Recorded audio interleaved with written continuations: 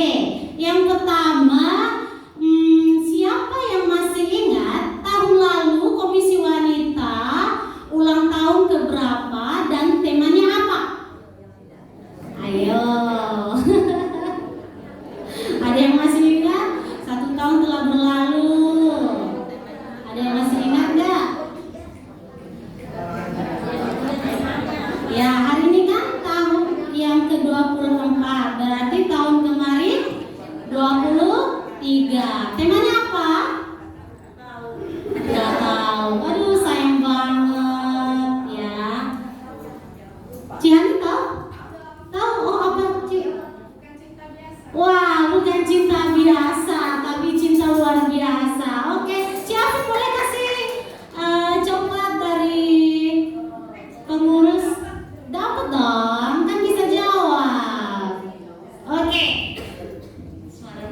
Oke, satu pertanyaan lagi. Bulan lalu, bulan Januari, kita ada ayat hafalan. Siapa yang masih ingat? Oke, Tante Emi. 1 Korintus 12 ayat 27. Ya. Kamu semua adalah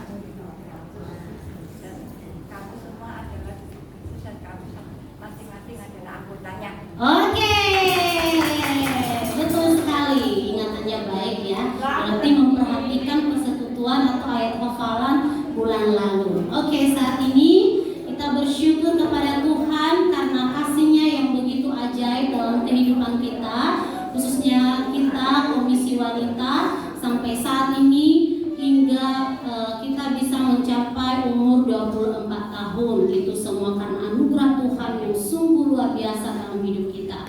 Mari kita bersaat teduh sebentar. Mari kita menenangkan hati kita, meminta pimpinan Tuhan untuk kita bersekutu kepadanya, menikmati hadiratnya melalui persekutuan kita pada sore hari ini.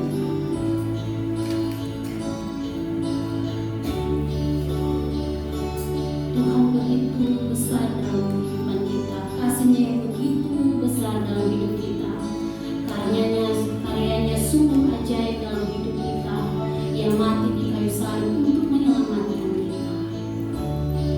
Mari katakan, Tuhan, Kau sungguh besar.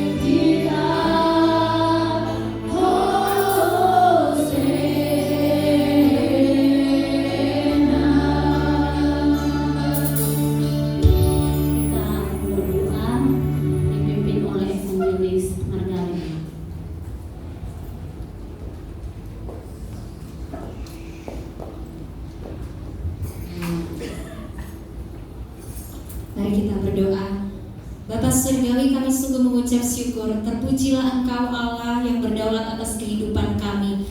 Oleh sebab penyertaan-Mu, kasih-Mu, kuasa-Mu lah kami ada sebagaimana kami ada saat ini sebagai wanita-wanita yang Tuhan kasihi. Sungguh kami bersyukur bertahun-tahun dilalui dalam pelayanan kaum wanita di gereja ini. Dan karya Tuhan sungguh nyata. Setiap wanita Tuhan telah bimbing, Tuhan telah tuntun, Tuhan berkati untuk menjadi garam dan terang dalam keluarga, dalam gereja, bahkan dalam masyarakat.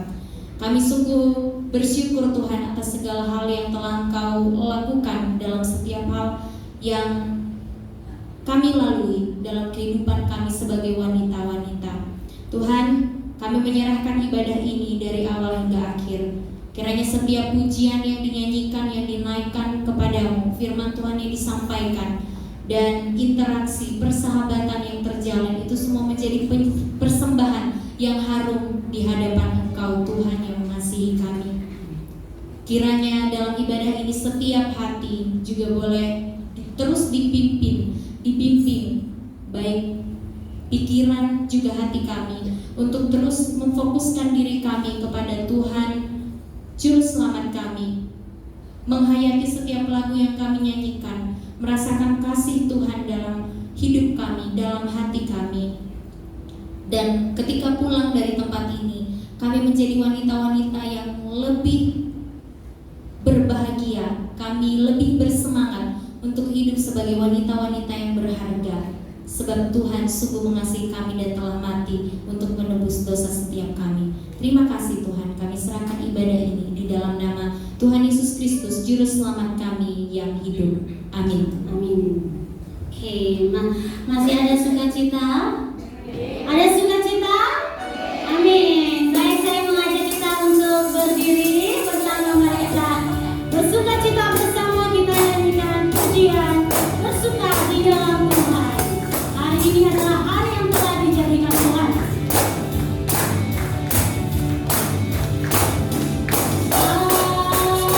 ini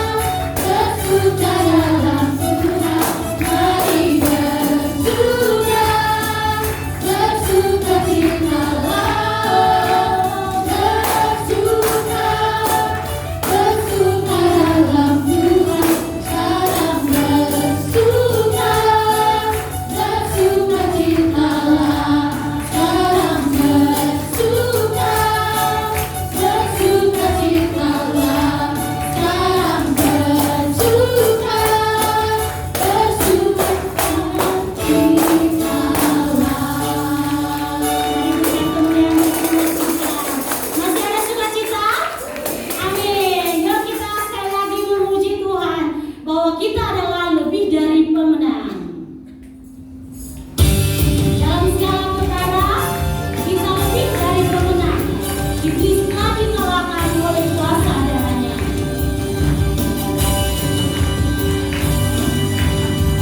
Lebih dari pemenang dalam segala perkara. Amin. Iblis telah dikalahkan oleh kuasa darahnya. Jika Allah di pihak kita, siapa dapat melawan? Kita lebih dari pemenang. Haleluya. Ibaratnya panjinya Yesus saja segalanya. Haleluya. Dalam kita gerejanya, kita lebih dari pemenang. Masyarakat sekali, kita lebih dari pemenang.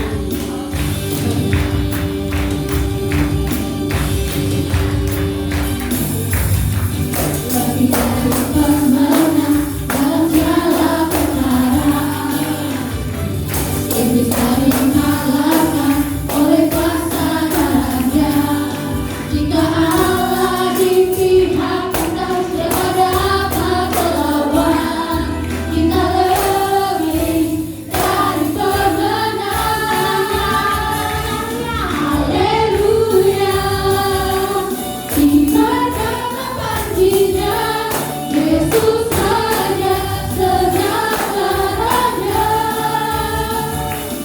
Haleluya. Bangkitlah gerejanya, kita lebih dari pemenang.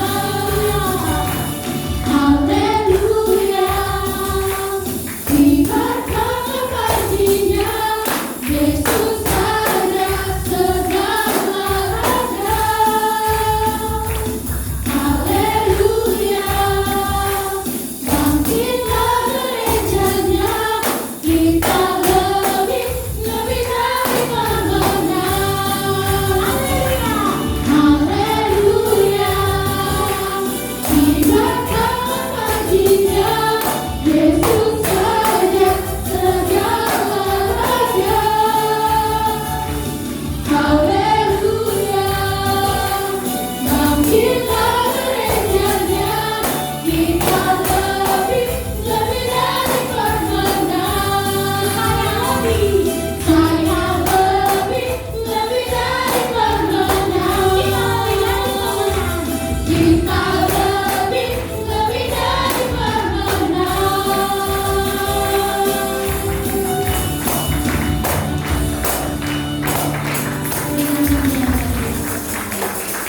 Silakan kembali.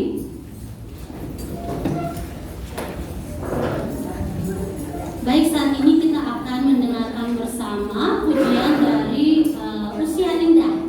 Jadi ada perwakilan dari Komisi Usia Indah mau mempersembahkan satu lagu untuk kita saksikan bersama. Ya, dipersilakan.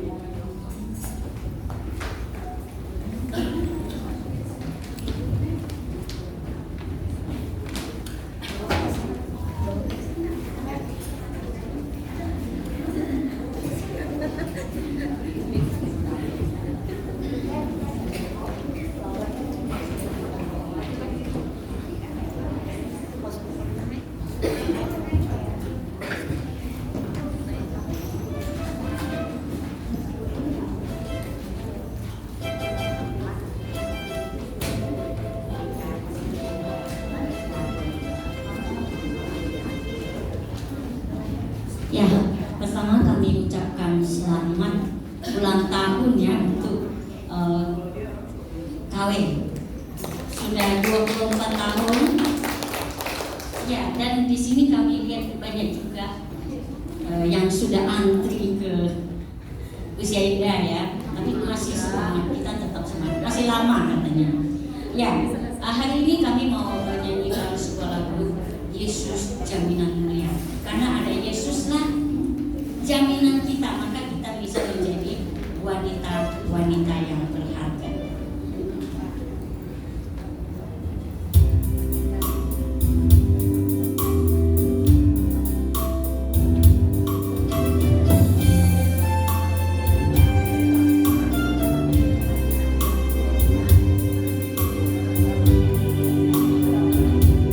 Aku bernyanyi haleluya, memuji Yesus selamanya.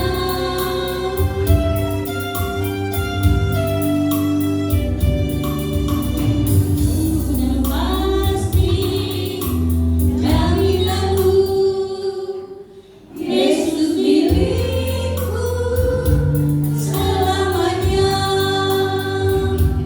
Ku mendapatkan keselamatan,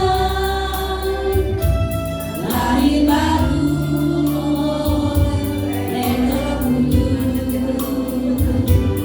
Aku menyerah kepadanya,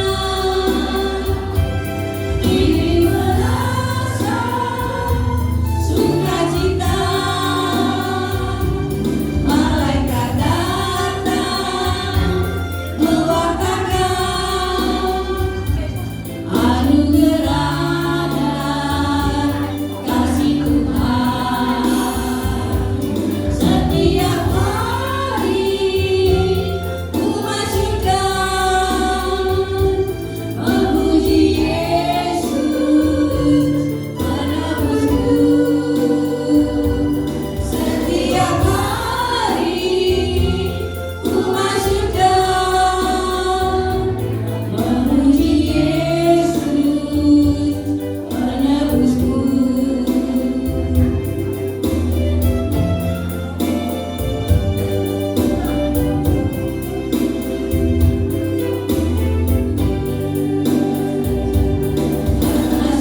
Serahkan segalanya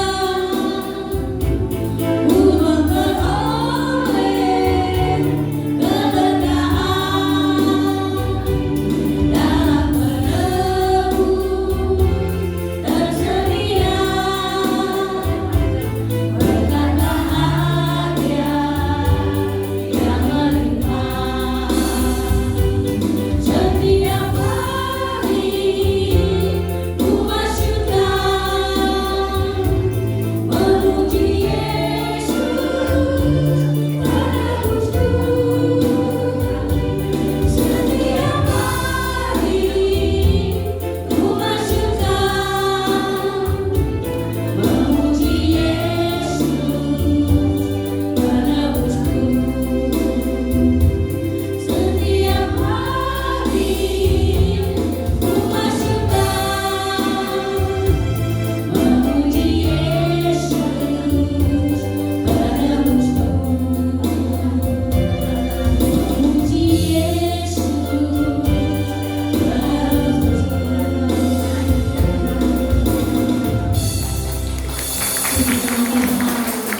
Lagu yang sangat indah bahwa Yesus adalah jaminan yang mulia.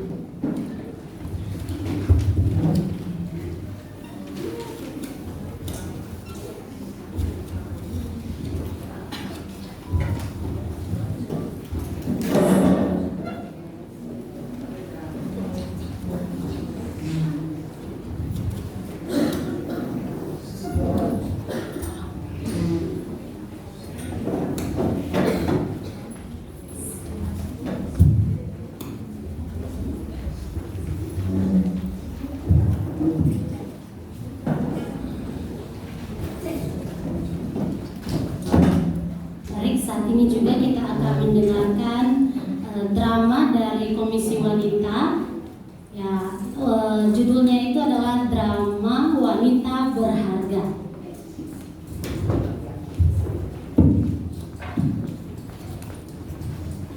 Ada 3 orang sahabat yang sudah berkeluarga, yaitu Ibu Rina, Ibu Sari, dan Ibu Rosi. Ketiga sahabat ini mempunyai masalah yang berbeda-beda seperti yang dialami oleh wanita-wanita pada umumnya. Pertama adalah Ibu Rina. Dia adalah wanita kantor besar, Ibu Rina duduk di meja kerjanya yang penuh dengan dokumen. Ia terlihat sukses, mengenakan setelan kerja yang elegan, tetapi wajahnya tampak lelah dan kosong. Ia memegang ponselnya, menerima ucapan selamat atas promosi terbarunya, tetapi tidak ada kebahagiaan di matanya. Hatinya selalu terasa hampa dan kosong.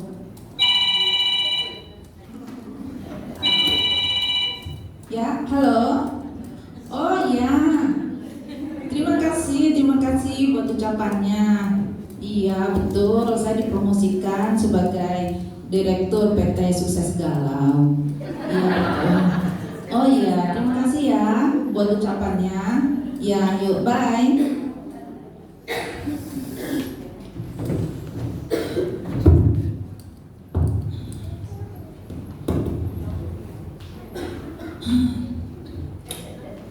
Posisi jabatan sudah sebagai Direktur PT Sukses Galau sudah saya capai. Tapi kenapa ya? Kok hati rasanya masih ada yang kosong aja. Dari pagi sampai malam kerja. Sebenarnya apa ya yang saya cari selama ini? Ya? Halo? Oh, Bu Tiara. Oh iya.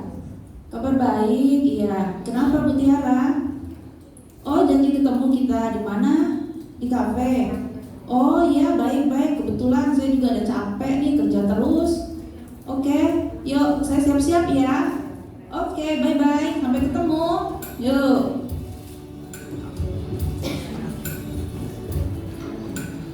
Kemudian di sebuah rumah sederhana, Ibu Sari mengerjakan pekerjaan rumah.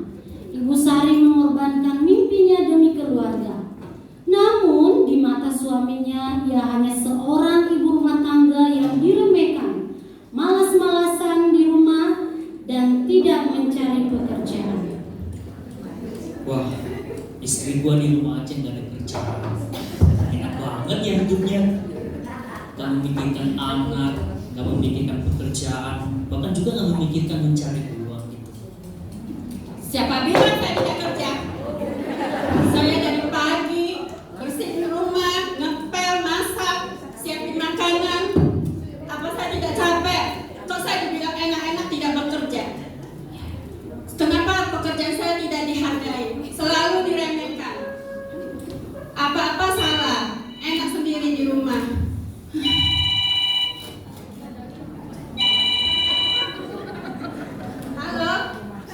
Halo, oh Bu Tiara, baik. Kemana? Boleh Bu, gak dikesak sama suami. Oke, kita mungkin ya Bu. Hari ini, oke, ya, oke. Sampai ketemu ya Bu.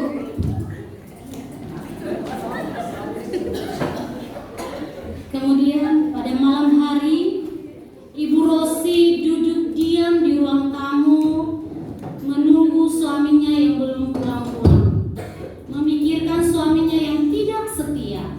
Tapi ia hanya bisa sabar menahan perasaan marah dan sakit hatinya terhadap suami. Kemana ya? Suamiku kemana ya Tuhan? Udah jam berapa ini? Udah malam begini belum pulang. Oh Tuhan, kemanakah dia? Hah? Foto siapa ini? Jangan-jangan ini selingkuhannya ya? Oh Tuhan, benarkah ini selingkuhan suamiku? Oh, saya berharap ini tidak benar Tuhan. Andaikan ada yang mau mengajak saya untuk jalan sehat. Aduh, senangnya hati ini.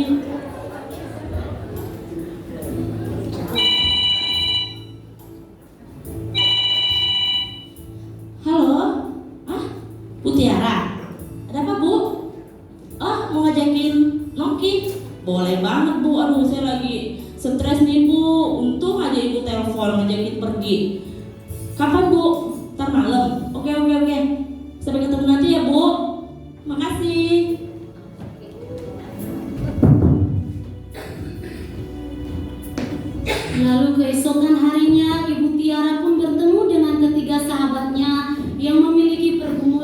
dalam rumah tangga. Hai ibu-ibu, apa kabar Mutiara? Gimana nih hari ini? Aduh, baik-baik saja. Bu Rina, gimana kabarnya hari ini?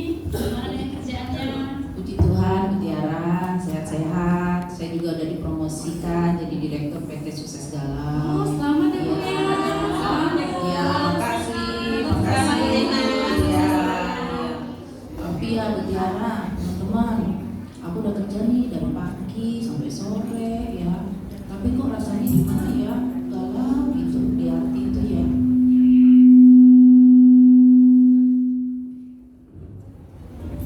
Iya, apa aku capek dan kerja dari pagi sampai malam?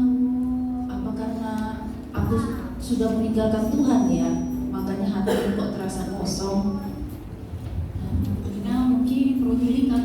Saya sarankan sih, Ibu, lebih baik cuti, jalan-jalan, refreshing, gitu ya. Di luar negeri kayak kemana gitu ya?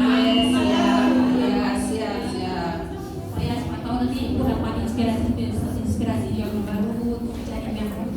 Oke, makasih buat sarannya. Kalau Ibu tadi gimana kabarnya Bu? Puji Tuhan, saya sehat ya. Hanya saya kesel sama suami saya. Selalu diremehkan, selalu tidak menghargai saya. Aduh, yang sabar ya Bu. Yang penting Ibu udah berusaha. Kakak saya wanita yang tidak ada harganya buat dia. Ada Bu, harga berharga. Kalau Ibu nanti gimana Bu? Keluarga, suami sama anak-anak Bu? Ya, saya sih baik-baik saja ya. Pas kebetulan tadi saya ketemu foto di ruang kerja suami saya, foto seorang wanita yang sangat cantik. Ya, dibandingin dengan saya sih, dia jauh ya, cantikan saya. Tapi semoga aja ya itu bukan selingkuhan suami saya, bukan loyo Blackpink. Nah, Ibu jangan berkata buruk ya. Siapa tahu itu rekan kerja Ibu. Ya, semoga aja ya semua rekan kerja biasa. Ibu yang sabar ya. Ya, makasih ya teman-teman. Oh ya Ibu, saya ada undangan nih. Besok malam ada Acara apa tuh? ya. Wih, Namanya Bu ya, saudara bisa datang. wanita berharga. Oke. Wah, bagus nih temanya Iya, wanita bagus berharga. banget. Jangan lupa datang Bu ya. Pasti kita akan datang. Makasih ya Mutiara undangannya. Makasih ya. Selfie dulu kita. Mau dipoto nggak? Ada banyak wanita merasa kosong, rendah diri, hilang pengharapan karena masalah-masalah yang datang silih berganti, merasa diremehkan dan merasa tidak berharga karena penilaian orang. Tetapi sesungguhnya kita semua berharga di mata Tuhan.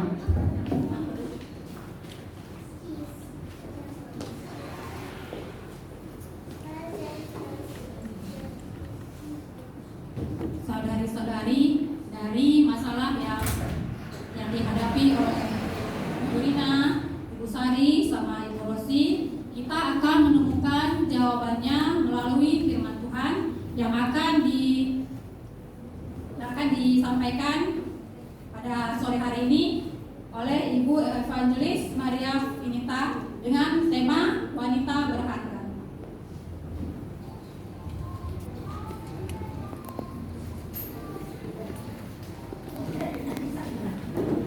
Mari kita berdoa.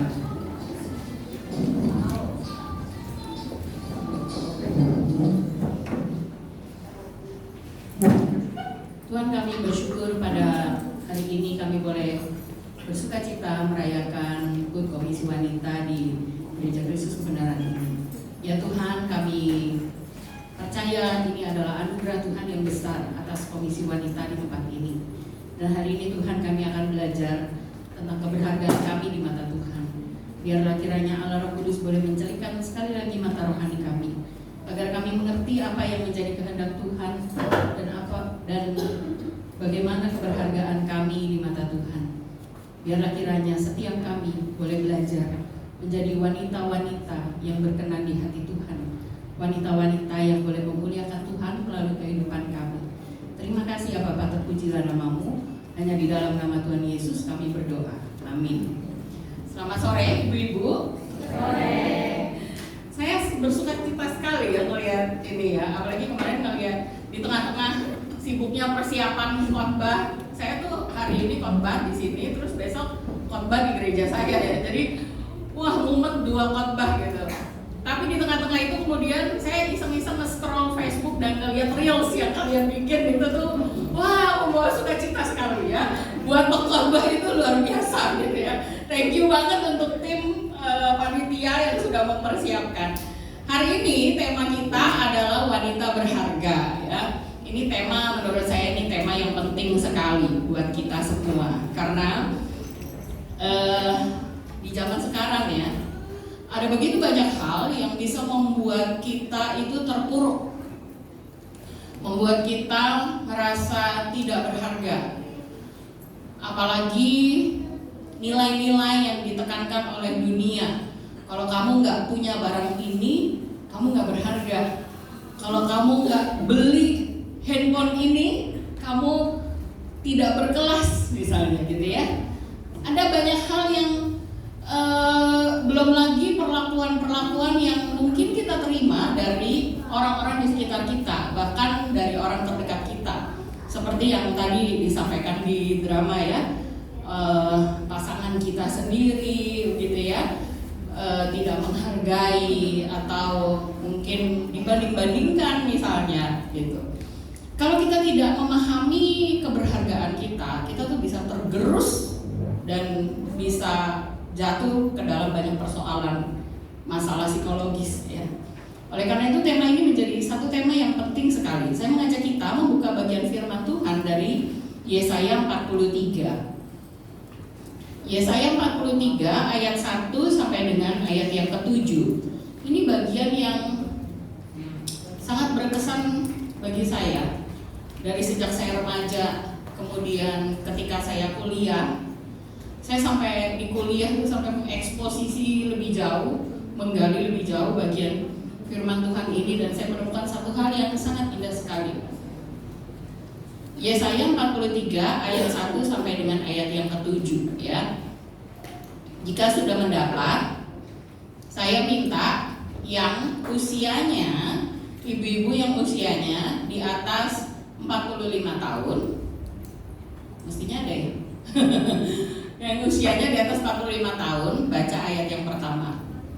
Yang usianya di bawah 45 tahun atau 45 tahun ke bawah deh gitu ya, itu baca ayat yang kedua. Jadi yang muda baca ayat yang kedua ya, yang lebih senior tahu baca ayat yang pertama. Ya, silakan 2, 3.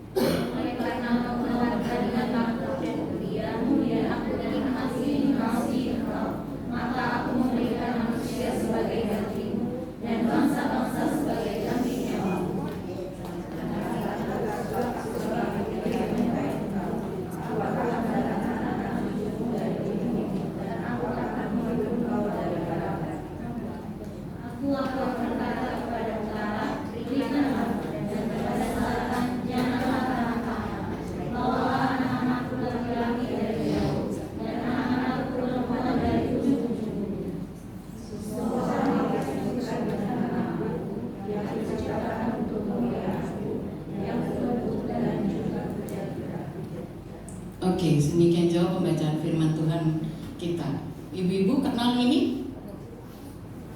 Yang muda mungkin kenal. Kenal? Kenal? Mirip saya nggak? Kenal? Tahu? Yang muda-muda tahu? Jarang nonton drakor ya? Tapi mungkin kenanya waktu dia kecil kali ya, karena dia di drakor tuh banyak sering main ketika dia kecil. Dia adalah Kim Se-ron ya, Kim Se-ron. Dia baru meninggal di tanggal 17 kemarin, 17 Februari kemarin. 16 kalau nggak salah makan ya, 16 Februari. Dan 16 Februari dia meninggal, kemudian di tanggal 17-nya kepolisian menyatakan bahwa dia meninggal karena bunuh diri. Sebenarnya dia adalah artis cilik di Korea Selatan dan terkenal karena dari kecil tuh filmnya banyak drama-drama yang dia mainin lumayan gitu ya. Ketika beranjak remaja, pemuda, dia juga lumayan lah gitu. Tapi kemudian satu kali dia kena kasus nabrak orang, jadi terjadi kecelakaan, dia nabrak, dan saya lupa apakah tabrakan itu menyebabkan kematian atau bagaimana. Cuman di Korea Selatan itu ada namanya cancel culture. Jadi kalau si artis itu bersikap, bertindak tidak sesuai dengan norma atau etika yang berlaku, yang dipercayai oleh masyarakat Korea Selatan, maka masyarakat itu bisa rame-rame ngeboikot dia. Jadi rame-rame ngebenci dia, ngeboikot filmnya, ngeboikot dramanya, ngeboikot segala yang dia lakukan gitu. Sehingga sejak kecelakaan itu terjadi, dia memang menerima hukumannya, tapi setelah itu tuh dia dipenalti lah sama agen-agen yang mengontrak dia gitu ya, sehingga dia harus membayar sejumlah uang yang besar karena udah bikin perjanjian tapi kamu breaking gitu, kamu melanggar aturan gitu. Jadi dia punya utang yang besar yang kalau menurut perkiraan dia bayar seumur hidupnya pun gak akan kelar utangnya gitu. Dan kemudian karena itu di cancel culture dia banyak agen agency tidak mau terima dia, nggak mau pakai dia sebagai artis, dan akibatnya kehidupan dia tuh terpuruk drastis. Padahal dia pemain drama yang sangat baik ya, dari kecil sudah main dan baik sekali. Nah di tengah-tengah keterpurukannya itu teman-teman yang keluarganya berusaha menguatkan dia, dan dia juga coba jalani pekerjaan part time gitu ya, cari kerja yang cuma jadi waitress, pelayan restoran, pelayan di kafe kayak begitu. Jadi kehidupannya tuh jatuhnya tuh bener-bener terpuruk sekali. Dari yang kehidupan mewah sebagai artis terkenal, tiba-tiba kemudian harus menjalani kehidupan yang di dalam kemiskinan dan cacian ya, amarah dari masyarakat. Dan kemudian karena kedekatan dia dengan Kim So Hyun, salah satu artis Korea yang terkenal juga gara-gara film dramanya The Queen of Tears ya. Ada yang nonton? Film itu terkenal sekali, bahkan di Indonesia sampai masih ada yang belum move on dengan dengan drama itu sampai sekarang gitu ya, masih dijodoh-jodohin. Nah Kim So Hyun waktu itu terkenal sekali. Ini yang cowoknya nih ya.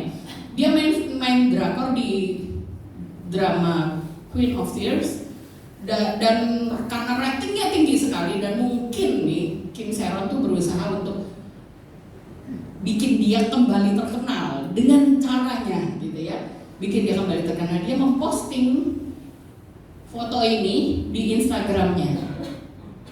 Dia posting foto itu di tengah-tengah kehebohan dan kecintaan masyarakat dunia internasional dengan Kim So Hyun dan Kim Ji Won, pemain dari drama tersebut gitu. Dan ketika si Kim Se-ron ini memposting foto ini, dia dibully rame-rame di media sosial ya. Kayaknya netizen Indonesia masih lebih baik dibanding netizen yang di Korea gitu ya. Sekali lagi dia mengalami apa yang namanya cancel culture ya, budaya ngeboikot gitu loh, budaya ngeboikot. Sekali lagi dia makin terpuruk lagi. Dan di saat itu sebenarnya beberapa teman dekatnya dan keluarganya itu udah mulai aware nih, udah mulai hati-hati nih. Ini berat nih, kehidupannya berat, dan dia terpukul sekali.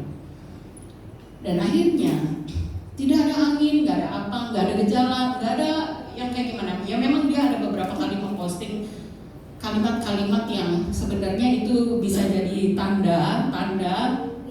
apa depresinya dia gitu ya. Tapi ternyata teman-teman dan orang-orang di sekitarnya nggak memperhatikan bahwa itu indikatornya, dan akhirnya dia memutuskan bunuh diri, ya. Nggak ketahuan, baru ketahuan setelah besokannya kalau nggak salah. Kisahnya tragis, padahal dia cantik, dia punya potensi, dia bagus sekali main dramanya, ya. Saya menonton beberapa drama dia ketika dia masih kecil dan remaja, ya. Ibu-ibu, banyak wanita mengalami, bukan hanya wanita saya pikir ya, banyak dari kita, mau pria maupun wanita, mengalami problem identitas. Banyak orang merasa dirinya gagal, dirinya merasa tidak dihargai, kemudian merasa rendah diri, nggak percaya diri, kemudian memandang diri negatif, ya, sehingga jatuh pada depresi yang bertubi-tubi, gitu ya, nggak bisa keluar dari hal itu. Problem utamanya adalah karena identitas, keberhargaan dirinya itu, keberhargaan dirinya. Orang-orang yang mengalami problem identitas ini saya ketika mencoba mendaftarkan ya gejala atau fenomena problem identitas, ini baru sebagian kecil, ibu-ibu, ini baru sebagian kecil. Ketika saya coba daftarin, saya ingat ini, kok banyak ya, cuman nggak mungkin dimasukin di dalam slide gitu. Tapi saya rasa hal-hal ini bisa mewakili, memberikan gambaran kepada kita tentang seberapakah kita punya problem identitas pada diri kita, ya. Misalnya merasa tidak dihargai, sedikit-sedikit gampang tersinggung, hal sepele gampang tersinggung misalnya, ya. Atau menjadi emosional ketika dibanding-bandingkan dengan orang lain. Mungkin orang yang ngebanding-bandingin bisa jadi memang ada sengaja, bisa jadi ya, bisa jadi sengaja, atau bisa jadi juga nggak sengaja mungkin. Kadang dalam percakapan yang akrab ya, kita bisa nyeplos, iya sih itu ya lebih bagus loh dia mimpin pujiannya dibanding kamu gitu. Padahal mungkin itu percakapan yang biasa. Tapi kalau orang yang punya problem identitas, dia akan merasa, kok begitu? Berarti gue nggak penting dong gitu ya. Saya nggak ini dong gitu ya. Enggak, saya nggak bagus dong gitu. Jadi emosi.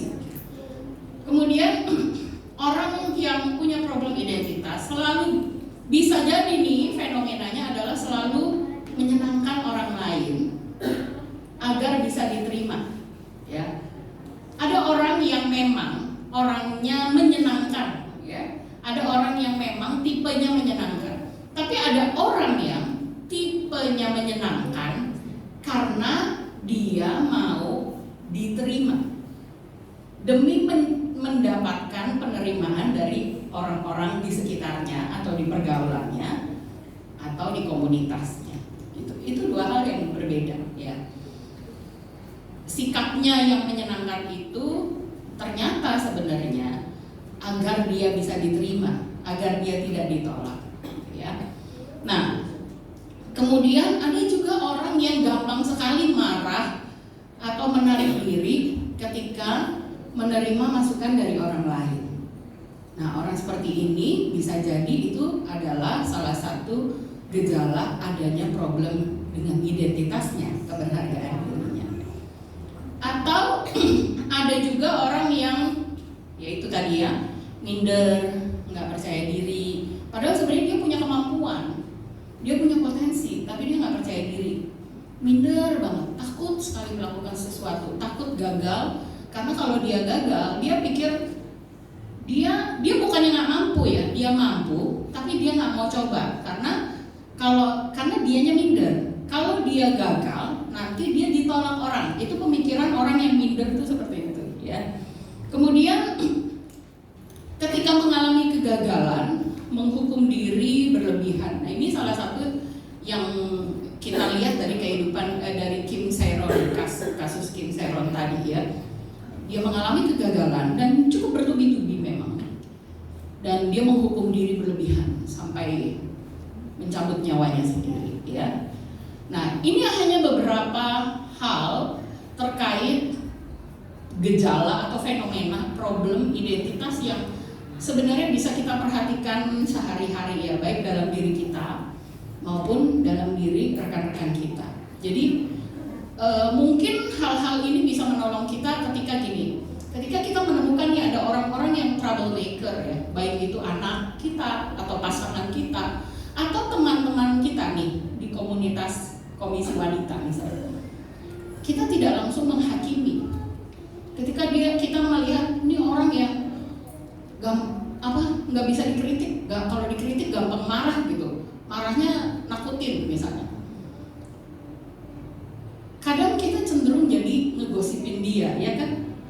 Padahal sebenarnya kalau kita mau bersikap sebagai sebuah komunitas yang sehat, ketika kita tahu nih ada orang-orang di sekitar kita yang seperti itu, kita harusnya memiliki rasa belas kasihan. Karena apa? Oh, ternyata sebenarnya orang ini tuh dia punya problem identitas. Ada sesuatu di dalam keberhargaan dirinya nih yang belum utuh gitu.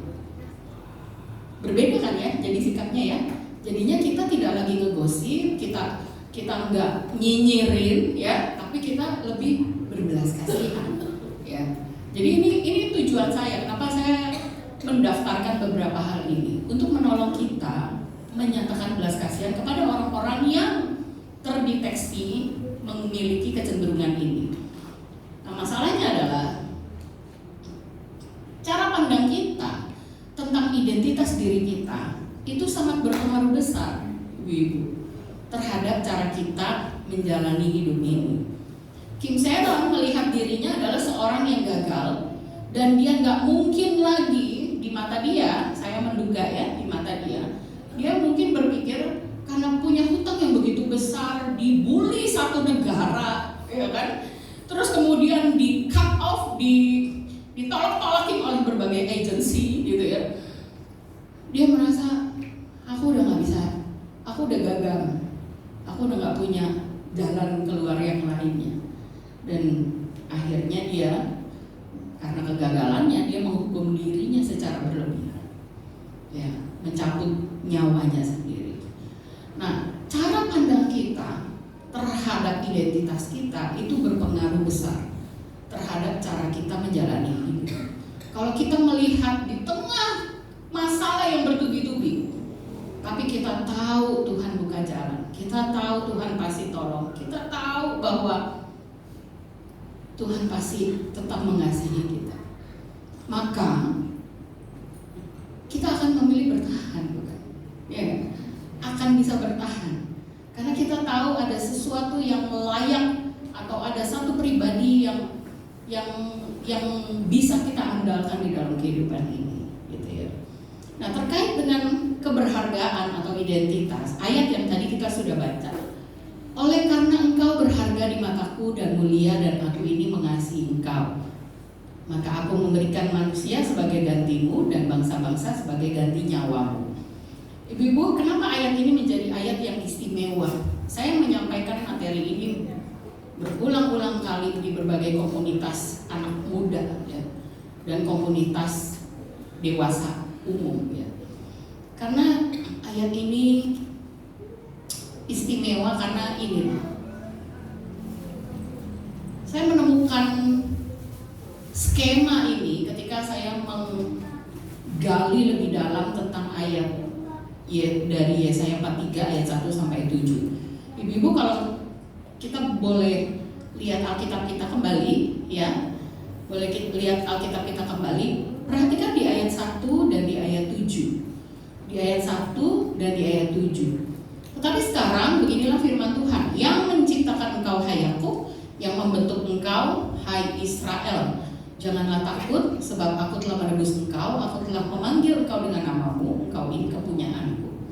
Kemudian ayat yang ke-7, semua orang yang disebut dengan namaku, yang kucipta untuk kemuliaanku, yang kubentuk, dan yang juga kujadikan. Ada kata yang sama yang dipakai baik di ayat 1 dan di ayat 7 ya. Artinya, kalau di dalam penggalian Alkitab, artinya kalau ada ayat kata yang sama, kita bisa tarik garis ya. Berarti ayat 1 dan ayat 7 itu terkait nih, ya, menekankan hal yang sama. Ayat 1 dan ayat 7 itu menegaskan soal relasi. Kenapa Tuhan kasih hal ini di awal dan di akhir? Ibu-ibu ingat, kalau kita perhatikan di Yesaya ya, Yesaya itu kan sampai pasal berapa tuh? 66 ya. Yesaya itu sampai pasal 66. Dari pasal 1 sampai pasal 40 isinya itu tuh penghakiman gitu ya. Dari pasal 1 sampai pasal 39 isinya tuh penghakiman terus-menerus. Karena apa? Konteksnya umat Allah ini lagi dibuang. Karena mereka apa? Mereka auban, mereka bandel. Udah dibilangin sama Tuhan, jangan nyembah Allah lain, jangan kawin campur, inget taati firman Tuhan. Mereka nggak taati. Udah berkali-kali dikasih tahu, masih bandel juga. Ya, mereka menyembah ilah-ilah lain dan bahkan memberontaknya itu luar biasa. Sehingga Tuhan harus disiplin mereka. Tuhan mendisiplin mereka dengan apa? Membuang mereka. Mereka sedang mengalami pembuangan nih. Sedang mengalami pembuangan di Mesir. Dan pada saat itu, ketika di Babel, mereka sedang mengalami pembuangan di Babel. Dan pembuangan di Babel itu begitu lama. Sampai dan ketika dibuang, Nabi Yesaya menyampaikan kebenaran firman Tuhan kepada mereka, menyatakan penghukuman dan penghakiman baik kepada mereka, baik kepada bangsa-bangsa yang menganiaya mereka, gitu ya. Jadi konteksnya adalah orang Israel sedang dalam kondisi yang tidak baik-baik saja sebenarnya. Mereka sedang depresi karena Tuhan membuang mereka ke satu negeri yang jauh, yang tidak mereka kenali, negeri yang terkenal dengan kejahatan dan kekejamannya, gitu. Tetapi setelah ayat pasal 1 sampai pasal 39 bicara soal penghakiman. Tapi di pasal 40 sampai pasal 66 nuansanya itu berubah. Ini ibarat kita nih, kita orang tua nih ya rata-rata ya. Ibarat kita orang tua nih ya, anak kita melakukan hal yang bandelnya luar biasa. Terus kemudian kita apa? Kita pukul dia, kita kasih hukuman ke dia, kita disiplin dia, kita marahin dia, ya kan? Tapi setelah itu kita tahu nih, oke, ini udah cukup nih, dia tahu betapa kita kecewa sama perbuatannya. Setelah itu biarin aja, sebodoh amat, biarin bertobat sendiri gitu kan. Tapi Tuhan kita tuh enggak begitu. Tuhan kita setelah mendisiplin, marahin, berikan ketegasan, tapi Tuhan kita kemudian, kalau kayak orang tua tuh anaknya lagi ditepuk, sekarang kamu sadar kan apa yang telah kamu perbuat? Sekarang kamu ngerti kenapa saya harus membuang kamu ke Babel? Sekarang kamu ngerti maksudnya saya. Kamu mau taat nggak? Gitu. Itu pasal 40 sampai 66 tuh. Itu kayak gitu tuh. Tapi kan masalahnya kan bangsa Israel tuh, umat Allah tuh kan udah dibuang sekian lama, ya kan? Mereka mungkin nih karena sekian lama mereka jadi mengalami ketidakpercayaan diri. Mereka sebagai orang-orang yang dibuang Tuhan, mereka mungkin merasa nggak pede lagi nih sebagai umat Allah. Nah kemudian itulah sebabnya kenapa di pasal 43, bahkan dari pasal sebelumnya sebenarnya, di pasal 43 Tuhan pertama-tama menegaskan soal relasi. Hei Israel, aku loh yang jadiin kamu, aku loh yang bentuk kamu. Artinya apa? Tuhan menegaskan kepada bangsa Israel yang tegar tengkuk itu, meskipun kamu udah bandel, meskipun kamu udah melanggar, meskipun kamu udah memberontak dan bahkan menyembah Allah lain, tapi kalau kamu mau bertobat, engkau ini kepunyaanku, kamu bisa balik, gitu loh.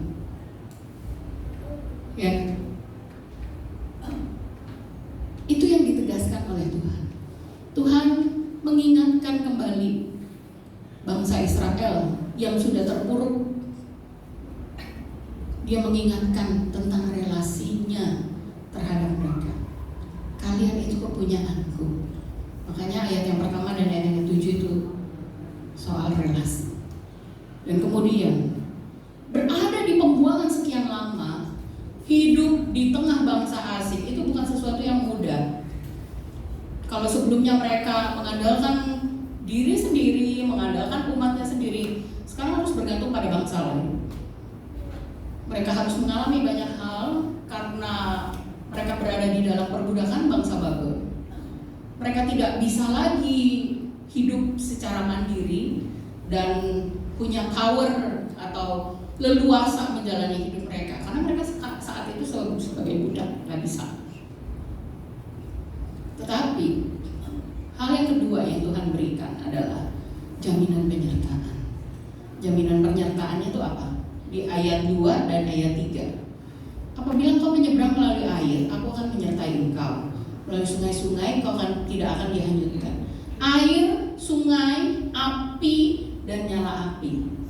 Kemudian aku menebus engkau dengan Mesir, memberikan Ethiopia dan Sheba sebagai gantimu.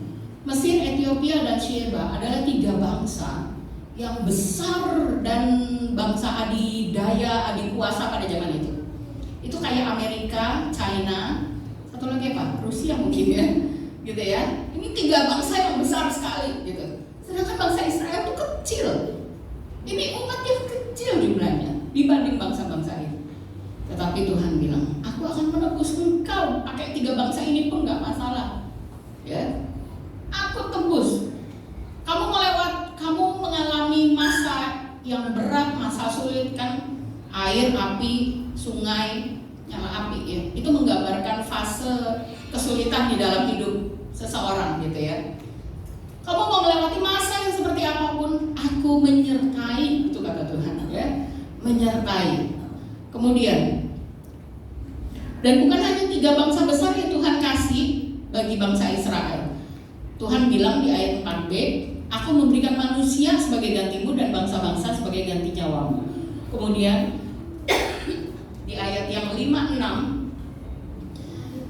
mau dari timur, dari barat, dari utara, dari selatan, dari ujung-ujung bumi bahkan. Dengan kata lain, dimanapun kamu berada, aku akan bisa membawa kamu pulang kembali dan aku akan sertai kamu. Itu janji Tuhan kepada bangsa Israel. Kenapa Tuhan mau lakukan semuanya itu? Dan ayat yang tepat persis berada di tengahnya, ya. Ini kalau dalam penelaahan Alkitab, kalau Alkitab kita kan udah diangka-angkain kan ya. Ya, Alkitab kita udah diangka-angkain. Tapi kalau di dalam Alkitab dalam bahasa aslinya, dalam penelaahannya, ayat ini adalah ayat yang persis berada di tengahnya. Artinya, kalau kita membaca suatu bagian Alkitab, ayat yang memang terkunci berada di tengah, persis di tengah, itu artinya ayat yang paling ditekankan atau ayat penting di bagian perikop itu. Dan ayat yang berada di tengah adalah, oleh karena engkau berharga di mataku dan mulia dan aku ini mengasihi engkau. Sebegitu istimewanya Tuhan memperlihatkan, membuktikan betapa berharganya bangsa Israel dan betapa berharganya kita. Sampai dia desain firman Tuhan sedemikian rupa, begitu indah, taruh persis tepat di tengah. Ibu-ibu, kita itu berharga loh di mata Tuhan. Jangan ragukan lagi. Suami kita mungkin bisa aja tidak menghargai kita. Orang tua kita, adik-adik kita, kakak kita, orang-orang di sekitar kita mungkin bisa saja tidak menghargai kita. Karena mereka melihat apa yang dilihat mata. Kamu gak cantik, kamu gak pintar, kamu gak kaya, kamu gak seperti si A, kamu pendek, kamu hitam, segala macamnya, ya. Tapi di mata Tuhan, no, Tuhan tidak lihat seperti itu. Di mata Tuhan, kita berharga dan mulia dan dikasihi. Kita berharga. Karena apa? Tuhan yang bikin, Tuhan yang ciptakan kita. Kita itu kepunyaannya Tuhan. Itulah sebabnya kenapa di bagian firman Tuhan dan ayat yang ke-7, ayat yang mengunci. Itu kayak amplop tuh, itu bagian yang nutup, gitu ya, nutup tuh, kayak amplop, nutup. Ayat pertama dan ayat yang ke-7 itu bicara soal penegasan relasi, bahwa kita itu punya Tuhan, kita itu dimiliki oleh Tuhan. Keberhargaan kita bukan ditentukan berdasarkan penilaian orang, sekalipun itu orang-orang terdekat kita. Dan orang-orang terdekat kita bahkan bisa menyakiti hati kita, bukan? Ya, keberhargaan kita tidak ditentukan oleh penilaian orang. Keberhargaan kita ditentukan oleh penilaian Tuhan. Itulah sebabnya kenapa sekalipun kita mungkin nih udah pendek, hitam, kecil, cerewet, hidup lagi, gitu ya. Jelek, ada yang nambahin. Sekalipun kita disebut begitu, di mata Tuhan kita tetap berharga, karena Tuhan yang menilai, Tuhan yang memberikan keberhargaan itu di dalam hidup kita. Tuhan yang kasih. Saya kasih contoh ya, saya kasih contoh. Ini kalau yang pernah ikutin dengerin khotbah saya di anak muda pasti tahu ilustrasi ini. Ada yang nggak suka? Saya tanya nggak suka. Ada yang nggak suka? Suka semua ya? Suka. Minimal bisa beli Starbucks deh ya, atau bakso Afung deh ya, atau yang apa sih ya? Ini ya, uang 100.000 ya. Kalau saya bilang ini uang bukan 100.000, ini 50.000 doang, ibu-ibu percaya nggak? Hah? Enggak. Kenapa? Salah kamu, orang itu jelas-jelas 100.000, gitu ya kan? Ya kan? Terus kalau saya bilang ini uang jelek banget nih, sekocok aja. Tetap aja laku, iya bener ya? Tetap aja laku. Kenapa laku? Hah? Mau nih udah dikasih jelek begini, udah recek loh. Mau? Kalau misalnya nih ya, ini cepet itu saya injek-injek, saya ludahin gitu, saya buang aja. Kira-kira masih ada yang pungut nggak? Kenapa? Iya. Bank Indonesia memberikan nilai uang kertas ini 100.000, dan nilai itu adalah nilai intrinsik, ya, nilai intrinsik, nilai yang tidak ditentukan dari fisik. Mau fisiknya jelek, mau robek sekalipun, selama yang tidak terrobek, yang selama mana nah? Oh iya nih, angka di sini nih ya, angka ini tidak rusak, atau selama tanda air nih, kelihatan gak sih? Tanda airnya nggak rusak, bahkan sekalipun dia robek, anggaplah misalnya saya robek bagi 2 gitu ya, tapi saya tidak merobek bagian-bagian itu. Ketika kita lem, uang ini masih bisa laku. Kita setor di bank pun bank masih bisa terima. Karena apa?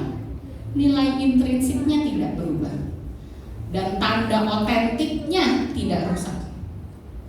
Ya, tanda yang terkandung di dalam tanda air ini, hologram, sama angka ini. Ya, gampang kan kita memahami ini.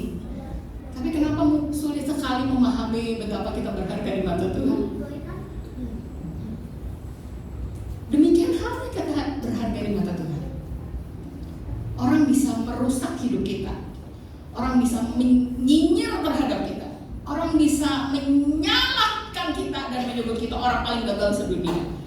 Orang bisa ngejek dan menghina kita dan menjatuhkan kita dan melakukan segala hal yang jahat. Tapi di mata Tuhan, kita tetap berharga. Karena nilai intrinsik hidup kita itu bukan ditentukan dari orang, tapi ditentukan dari Tuhan. Karena di dalam diri kita itu ada yang namanya gambar dan rupa Allah. Itu kayak tanda air di uang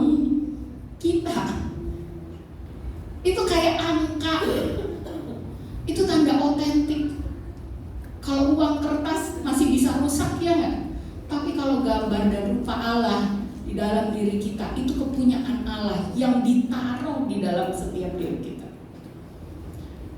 Itulah sebabnya kenapa keberhargaan kita itu bukan ditentukan dari penilaian orang.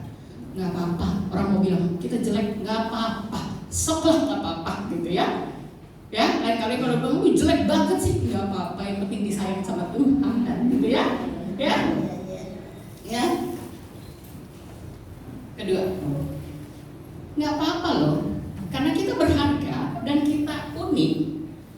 Tuhan ciptakan kita itu nggak sama, bahkan anak kembar aja beda. Kemarin salah satu pasutri saya tuh baru melahirkan anak kembar tuh, cowok dua-duanya cowok, mukanya sama, tapi sidik jarinya berbeda, ya kan? Sidik jarinya berbeda. Padahal itu kembar identik. Tuhan ciptakan kita nggak ada yang sama. Jadi kalau nggak ada yang sama, nggak apa-apa loh. Jadi berbeda sama orang lain nggak apa-apa, beneran. Ada orang yang pintar sekali masak, bahan seadanya bisa jadi masakan yang enak sekali buat dia, gitu ya. Kalau saya bahan seadanya, nanti saya mau bikin pancake bisa jadinya kacang hijau ya, jadi rusak lah pokoknya gitu ya. Saya nggak pintar masak, dan saya bersyukur saya punya suami yang menerima saya yang tidak pintar masak ya. Aduh, tapi saya menyadari bahwa oke, sekalipun saya nggak pintar masak, tapi saya bisa lakukan hal yang lain. Ya. Pekerjaan saya sebagai penerjemah dan editor di sebuah majalah di Amerika, di Christianity Today, dan itu pekerjaan yang mungkin tidak banyak orang bisa melakukannya, gitu ya. Dan saya bersyukur, saya bekerja di rumah. Kalau orang lain tiap hari harus berebut angkutan umum, terus kemudian kalaupun yang punya mobil masih jalan pagi-pagi sekali. Saya enggak, saya ngatur waktu sendiri. Karena kalau saya kerja, saya cenderung malam. Karena apa? Kalau saya rapat koordinasi dengan Amerika, dengan kantor pusat, memang malam. Karena di sini siang, di sana malam kan ya, gitu ya. Terus kemudian di sini malam, di sana siang gitu.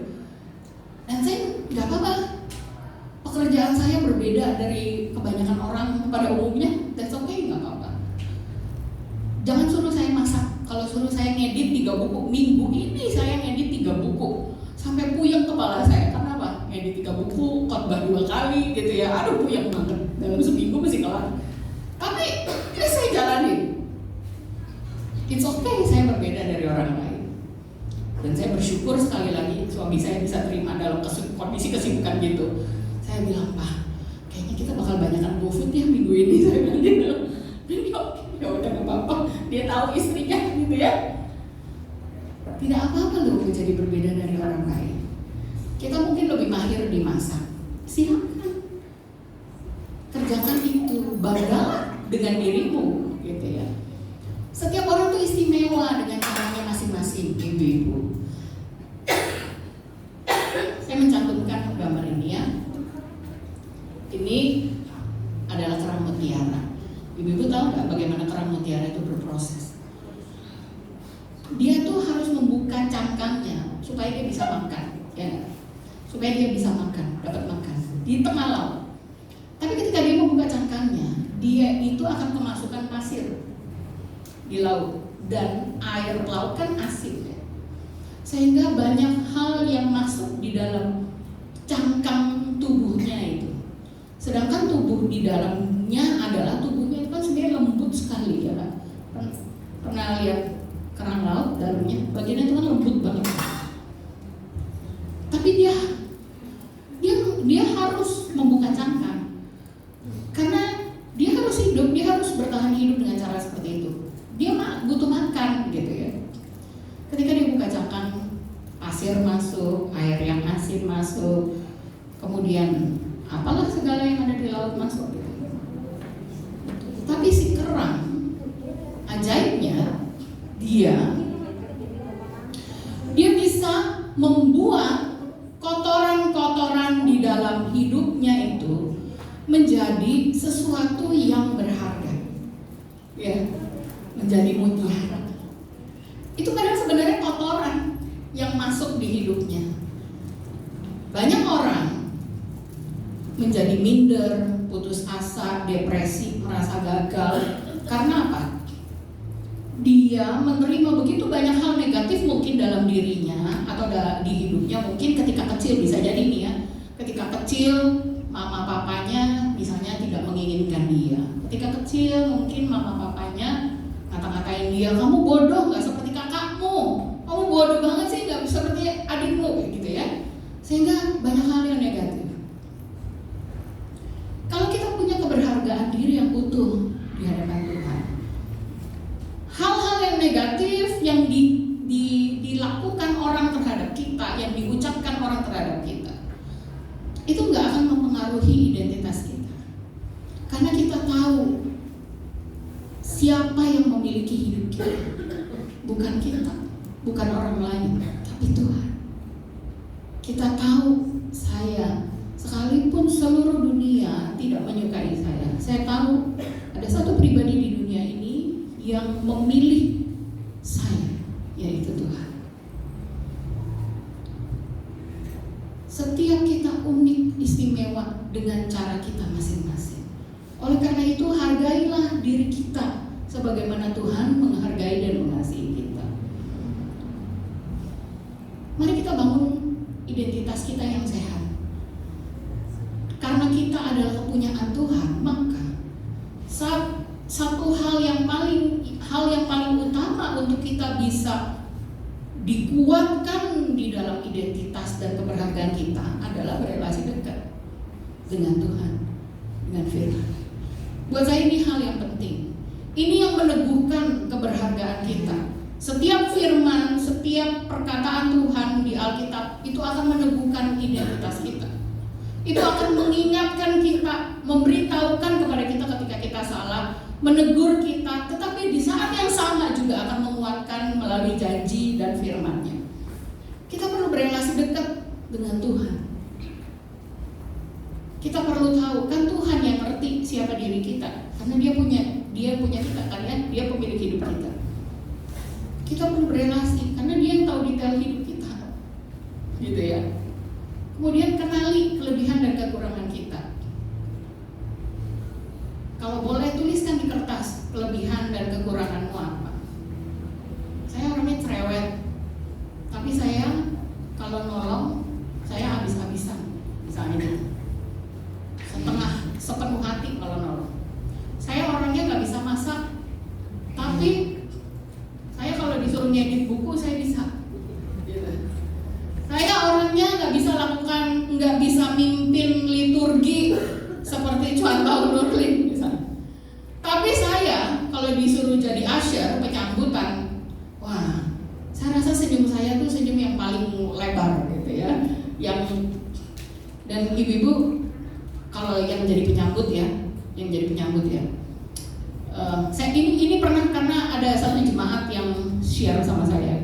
Hari itu tuh dia sebenarnya datang ke gereja dengan hati yang penuh galau ya, berbeban berat. Kemudian datang ke gereja dan kemudian penyambutnya itu cuma 2 orang, tapi mereka memberikan salam yang begitu hangat ya. Kemudian sambil salaman terus ditepuk-tepuk pundaknya, apa kabar gitu ya, selamat beribadah, selamat menikmati Tuhan gitu ya, Tuhan memberkati. Cuma ngomong begitu loh. Tapi dia bilang gini, tahu nggak? Hari itu tuh saya merasa hati saya diteguhkan, dikuatkan sama Tuhan. Padahal si penyambut cuma ngomong begitu. Itu kan perkataan yang template-nya penyambut ya kan? Iya nggak? Semua penyambut kayaknya hampir pasti mengatakan kalimat-kalimat itu. Tapi ternyata orang itu merasa dikuatkan. Wah, masing-masing orang unik. Mereka tidak bisa mungkin berkhotbah atau memimpin pujian, tapi mereka bisa menjadi penyambut yang luar biasa memberkati banyak orang. Dan mereka kalau dalam peperangan itu adalah mereka prajurit di garis depan, karena di depan, ya enggak? Karena di depan. Kemudian Terima dan kasihi diri kita sebagaimana Tuhan menerima dan mengasihi kita. Dan ini adalah proses. Setiap kali dirimu menghukum dirimu sendiri, belajarlah menerima dan mengasihi dirimu. Setiap kali kamu menyalahkan diri sendiri, belajarlah menerima kesalahanmu dan mengasihi dirimu. Kemudian miliki pertemanan yang sehat, jangan yang toksik. Kalau pertemanan kita sehat, itu kayak booster ya. Itu menolong mengupgrade keberhargaan kita, menguatkan keberhargaan kita. Tapi kalau kita punya teman-teman yang toksik, yang bentar-bentar gosip, nyinyir, kemudian beli ini beli itu gitu ya, yang ini lagi tren nih masih beli, ini lagi tren nih masih beli gitu, jangan ya. Kemudian kembangkan diri menjadi versi terbaik kita. Saya punya rekan, bukan rekan sih sebenarnya, ya mungkin ibu-ibu lah ya, emang usianya udah 40-50-an ya, dan mereka pekerja, mereka karyawan, kerja di Jakarta, rumah di Tangerang. Kebayang dong ya perjalanannya itu kayak apa? Kerja di Jakarta, di Jembatan 2 gitu ya, daerah-daerah macet tuh, rumah di Tangerang. Terus kemudian mereka entah gimana ya, saya juga bingung tuh latar belakang kenapa. Tiba-tiba mereka bilang begini, salah satu dari mereka yang kebetulan memang teman dekat saya, dia bilang gini, lu jangan telepon gua dari jam 9 sampai jam setengah 11. Terus aku bilang, emang kenapa? Karena kita biasa teleponan tuh jam malam gitu ya. Terus dia bilang, emang kenapa kalau telepon jam segitu? Saya bilang, enggak, di setiap hari ini dan ini, jadi seminggu 2 kali. Tiap hari ini dan ini, jam segitu, gue itu les Mandarin, katanya. Saya bilang, hidup lu kurang sibuk kayak apa sih sebenarnya ya? Udah kerja, berangkat pagi, pulang malam jam 7, terus kemudian makan, berinteraksi dengan keluarga. Jam 10 nih ketika anak-anaknya, suaminya udah tidur, dia les Mandarin gitu. Saya bilang, ya ampun, tapi dia bilang, enggak, gue pengen mengupgrade, gue masih bisa bahasa Mandarin gitu. Oh luar biasa semangatnya. Itu salah satu cara, kembangkan diri. Ada banyak hal yang kita bisa lakukan, mau masak lah, pelatihan apalah, ya terlibat dalam pelayanan yang rajin, itu juga salah satu cara. Dan yang terakhir, ini puisi yang saya senang sekarang. Ini ya, Tuhan berilah aku ketenangan untuk menerima hal-hal yang tidak dapat aku ubah, keberanian untuk mengubah hal-hal yang dapat kuubah, dan kebijaksanaan untuk tahu perbedaannya. Dalam hidup kita ada hal-hal yang tidak bisa diubah, hal yang memang harus kita terima. Dan kalau kita belum bisa terima, berdoa sama Tuhan, Tuhan tolong saya untuk belajar menerima hal itu. Kita nggak bisa ubah keluarga kita, ya gak? Kita punya papa mama yang seperti itu, kakak adik saudara yang seperti itu, suami yang seperti itu. Nggak boleh diretur ya suaminya ya, tolong ya, nggak boleh, nggak bisa. Itu harus kita terima ya. Itu termasuk hal-hal yang kita tidak dapat ubah. Kalau ada persoalan dengan keluarga, beresin. Persoalan dengan suami, beresin. Belajar menerima hal-hal yang tidak dapat kita ubah. Tapi kita lakukan hal yang baik gitu ya. Jangan yang udah nggak bisa ubah, udah bohong, udah biarin aja gitu. Hidup di rumah kayak kucing sama anjing gitu, kayak musuhan. Enggak gitu ya. Kemudian yang kedua, keberanian untuk mengubah hal-hal yang dapat kuubah. Belajarlah untuk memperbaiki, mengupgrade diri, kembangkan diri. Hal-hal yang bisa kita ubah.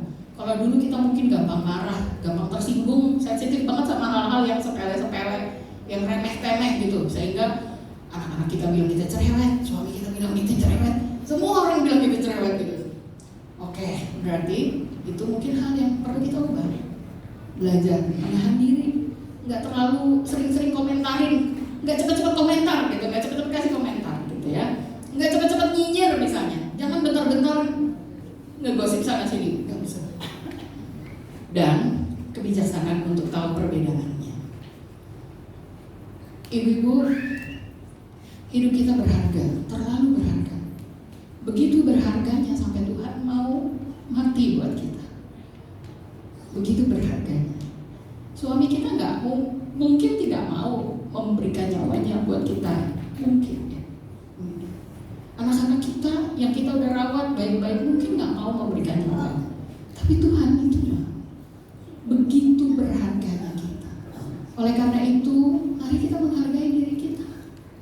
Menghargai sebagaimana Tuhan menghargai kita. Mari kita mengasihi diri kita. Mari kita tunjukkan bahwa kita adalah anak-anak yang dikasihi oleh Tuhan. Ya. Berikan yang terbaik buat Tuhan, buat orang-orang di sekitar kita, buat gereja yang kita layani. Mari kita berdoa.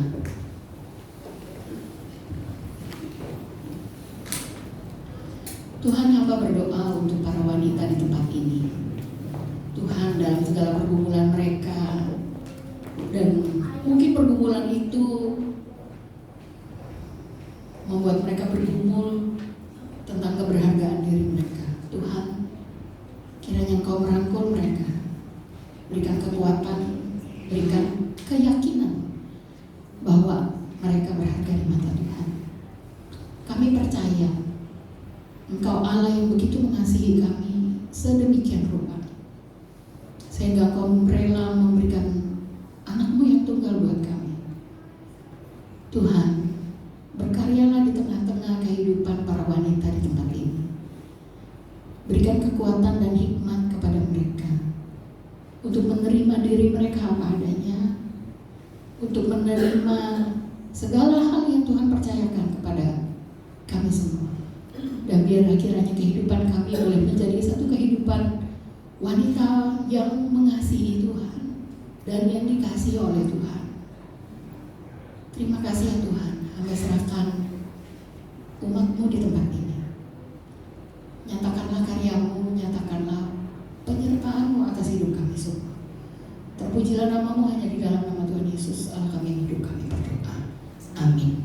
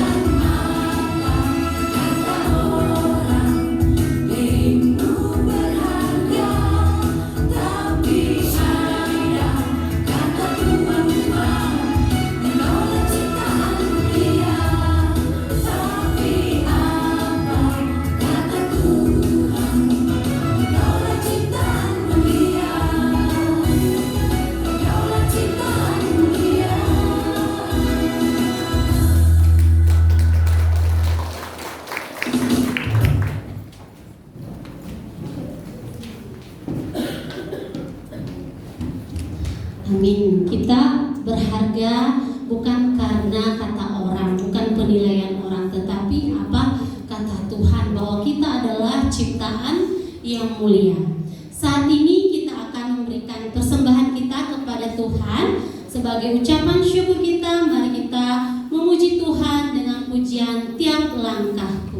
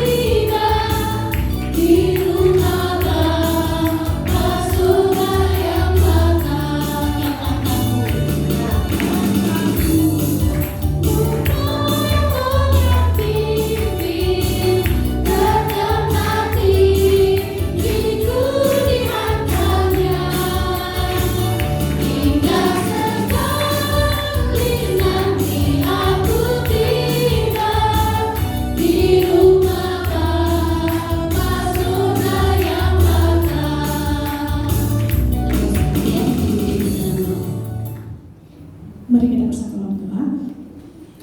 Bapa di dalam surga, sekali lagi kami bersyukur Tuhan atas kasih Tuhan, pimpinan Tuhan.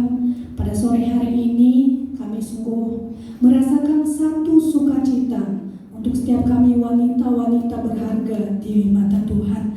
Terima kasih, kami bersyukur untuk persekutuan Komisi Wanita sore hari ini. Terlebih kami merayakan hari ulang tahun Komisi Wanita. Kami sungguh bersyukur untuk pimpinan Tuhan, untuk komunitas Komisi Wanita. Dari tahun ke tahun Tuhan terus pimpin kami. Kami terus menyerahkan setiap kami ke dalam tangan Tuhan. Tolong Tuhan pimpin kami supaya kami boleh semakin bertumbuh di dalam persekutuan, di dalam komunitas Komisi Wanita, dan kami boleh mendukung satu sama lain. Pada sore hari ini kami menyerahkan, kami mengumpulkan persembahan kami, persembahan ucapan syukur kami kepada Tuhan sebagai wanita-wanita berharga ini. Kami menyerahkan persembahan kami ke dalam tangan Tuhan. Kiranya Tuhan boleh menerima persembahan kami, layakkan persembahan kami menjadi bentuk ucapan syukur yang harum di hadapan Tuhan untuk memuliakan nama Tuhan. Terima kasih Tuhan Yesus yang baik, kami menyerahkan persembahan kami ke dalam tangan Tuhan. Dalam nama Tuhan Yesus kami berdoa. Amin.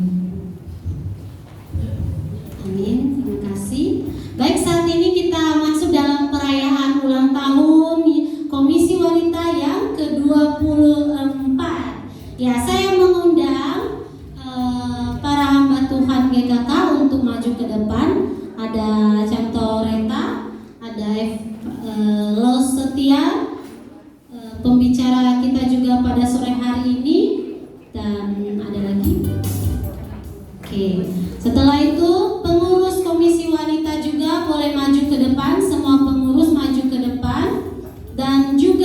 anggota KW yang ulang tahun bulan Februari.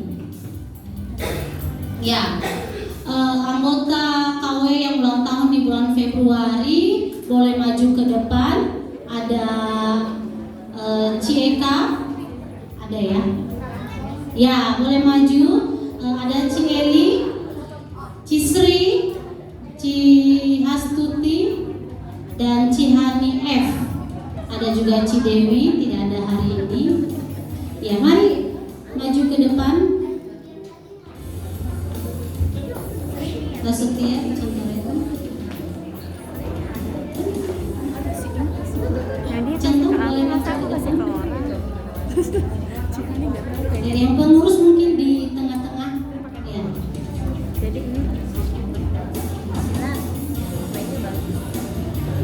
Silakan di sini. Oke, mari kita rayakan bersama. Kita nyanyikan lagu Selamat Ulang Tahun. Kami ucapkan pada kita semua Komisi Wanita. Mari kita bertepuk tangan.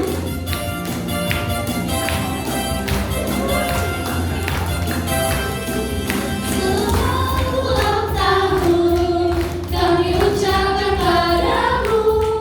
Selamat hari jadi. Tuhan Yesus memberkati. Kami selalu berdoa agar kau tetap setia pada Yesus Kristus Tuhan dan Raja kita. Kami berucap syukur Tuhan telah pimpin langkahmu. Untukmu KW selamat ulang tahun. Sekali lagi turunkan lagi temponya. Yo. Selamat ulang tahun kami ucapkan padamu. Selamat hari jadi. Tuhan Yesus memberkati. Kami selalu berdoa agar kau tetap setia pada Yesus Kristus Tuhan dan Raja kita. Kami berucap syukur Tuhan telah pimpin langkahmu. Untukmu KW selamat ulang tahun. Untukmu KW selamat ulang tahun. Sekali lagi. Untukmu KW selamat ulang tahun. Puji Tuhan. Oke, sekarang tiup lilin ya, sama-sama tiup lilinnya. Ya. Tiup lilinnya, tiup lilinnya, tiup lilinnya sekarang juga, sekarang juga, sekarang juga. Oke. Sekarang minta dengan kasih Evangelis Maria untuk memimpin dalam doa. Sekalian berkati. Mari kita berdoa. Bapak, kami bersyukur 24 tahun telah Kau pimpin Komisi Wanita di tempat ini dalam berbagai pelayanan dan penjangkauan yang mereka lakukan.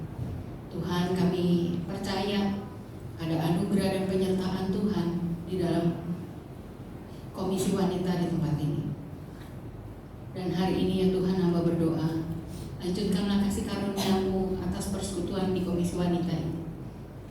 Kami rindu Tuhan, keberadaan Komisi Wanita di Gereja Kristus Kebenaran ini boleh sungguh menjadi perpanjangan tangan Tuhan, menjangkau, menghibur, menguatkan banyak wanita yang membutuhkan kasih Allah. Kami rindu Tuhan, melalui persekutuan Komisi Wanita ini, nama Tuhan sungguh boleh dimuliakan dan gereja ini sungguh boleh diberkati oleh Tuhan.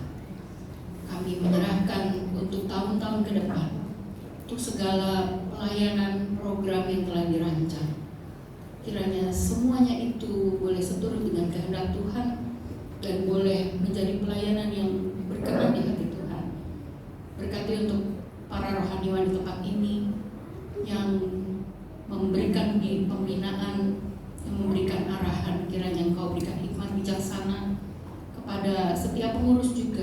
di dalam melayani di Komisi Wanita. Kami serahkan semuanya ke dalam tangan-Mu ya Bapa. Kami percaya Engkau Allah yang dapat melakukan hal yang jauh lebih besar daripada yang kami doakan.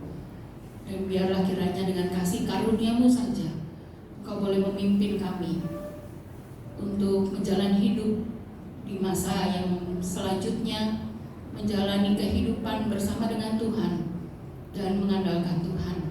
Terima kasih ya Tuhan, terima kasih.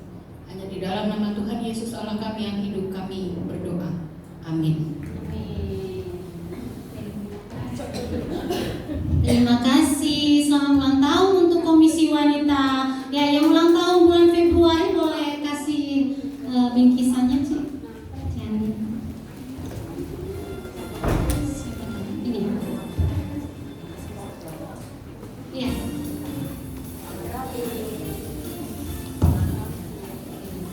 Boleh foto dulu yang ulang tahun. Ulang tahun kedua.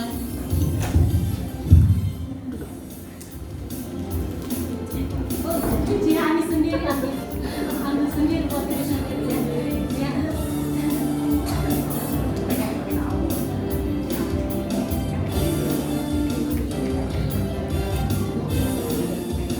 Oke, terima kasih.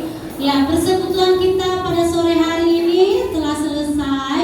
Ya, terima kasih untuk Contoh Maria yang sudah menyampaikan firman Tuhan hari ini. Kiranya Tuhan yang terus memberkati dalam pelayanan Contoh dan semua kita yang melayani hari ini, baik itu singer, pemusik, ada juga tadi tamborin dari youth, penyamu, kolektan, LCD, dan semua kita yang terlibat dalam pelayanan hari ini. Terima kasih. Kiranya Tuhan yang terus memberikan kita semangat dan kekuatan di dalam melayani Tuhan. Untuk tarian juga tadi, peserta tarian dan juga drama, terima kasih. Tetap semangat untuk melayani Tuhan di bulan-bulan ke depan. Kemudian kita sambut rekan-rekan kita Komisi Wanita yang baru datang pertama sekali di persekutuan